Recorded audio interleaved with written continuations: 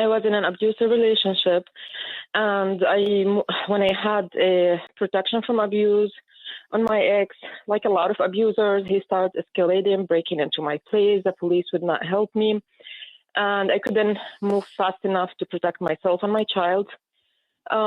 He raped me, and I reported that on the PFA, which is a protection from abuse. And I moved away from him to another county that's like 70 miles away. I moved because I bought a house there. It was cheap housing, everything. As soon as I moved, I was targeted by CYS there.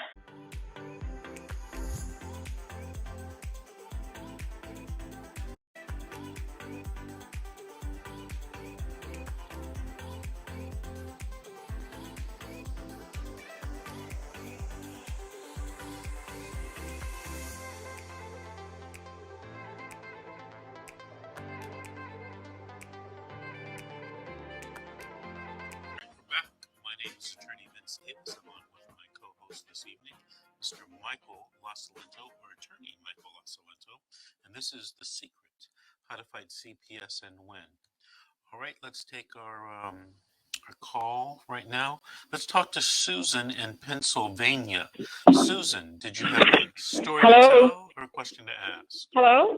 I'm here. Yes, do you hear me? Loud and clear, Susan. Did you have a story or a question? Oh, okay. Well, it's a story, actually. That's not my real name because I do have an open case with CYS. I'm in Pennsylvania. And I don't know where to start. So in 2019, I was in an abusive relationship. And when I had a protection from abuse on my ex, like a lot of abusers, he started escalating, breaking into my place. The police would not help me. And I couldn't move fast enough to protect myself and my child. He raped me, and I reported that on the PFA, which is a protection from abuse. And I moved away from him to another county that's like 70 miles away.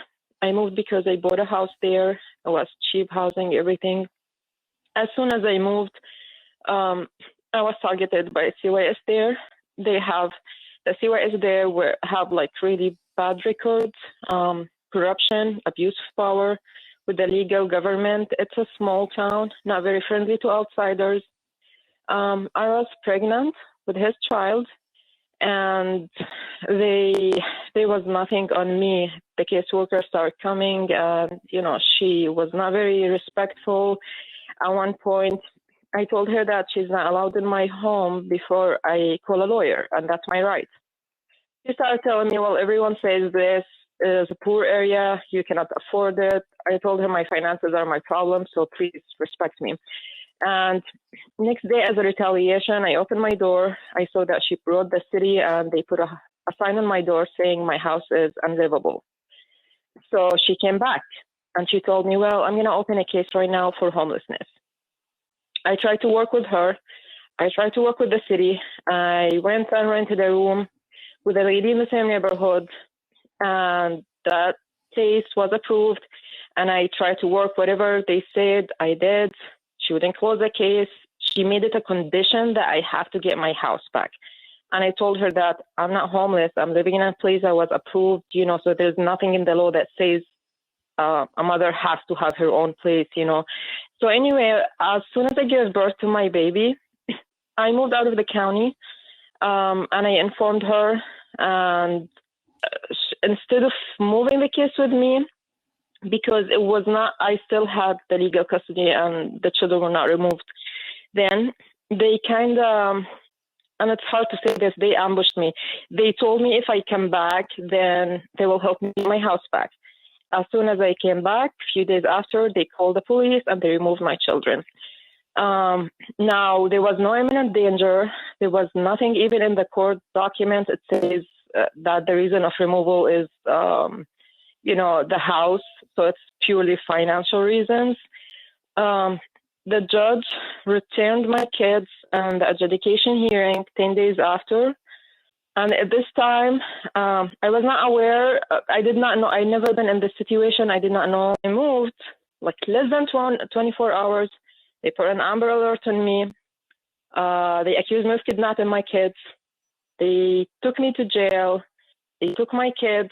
They gave my son to foster because his dad is deceased, and my family are out of state. They gave my baby to the father, despite the PFA, the police record, everything, and they gave him full custody. Their judge, the same CYS judge, took the legal proceedings despite the conflict of interest. I told him that, I had a job offer. I have everything, all evidence, the email, everything. He refused to listen to me. He denied me speedy trial. He denied me even my child going with family. He kept doing continuance after continuance, and every continuance was 2 and 3 months for no reason.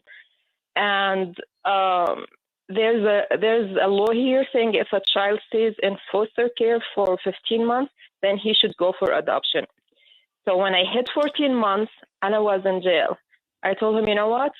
I'm ready to take wherever you give me. I just want to go out and get my child, And I pleaded guilty to the concealment of children.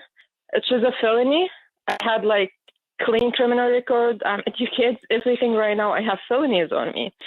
And even when I was in jail, I was abused and attacked by some guards. It's a very small town. They called me horrible racial slurs. It was horrible. So that was the only option for me. And right now, I'm trying to sue them after I get my child back. I'm going to family court to get my baby back. They did not let me see my child until after 7 months of the removal. And when I saw him, it was on video, he showed abuse. He had cuts and bruises on his face. He was skin and bones.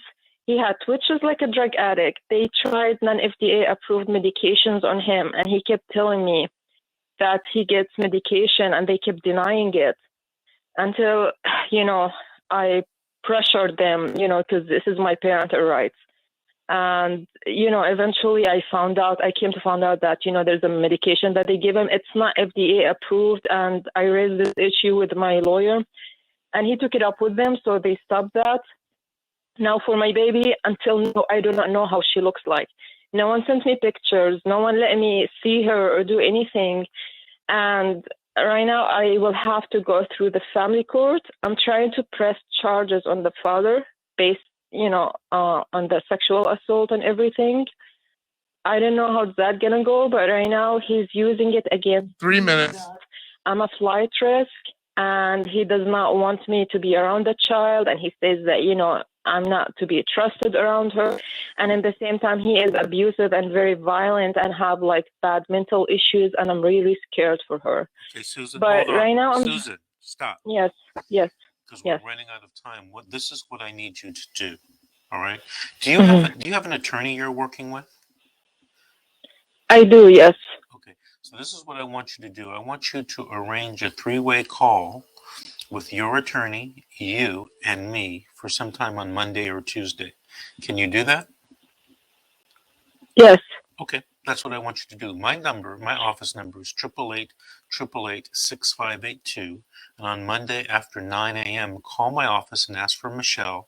She's my assistant, and she will set up that 3-way call, okay? Susan, can I ask you a quick question, please? I can't, Susan. 2 minutes. We're running out of time. I apologize. It's a live show. Right. The engineer's telling me we got to wrap up. Susan, thank you for calling. Thank you for listening. And maybe you can call us back in about 3 or 4 weeks and give us an update. All right? Thank you, Susan. Mr. Michael LaSalento, Mr. Attorney Michael LaSalento, I want to thank you for co-hosting the show this evening. It's really appreciated. Tell us your telephone number once again and your email so that people can contact you.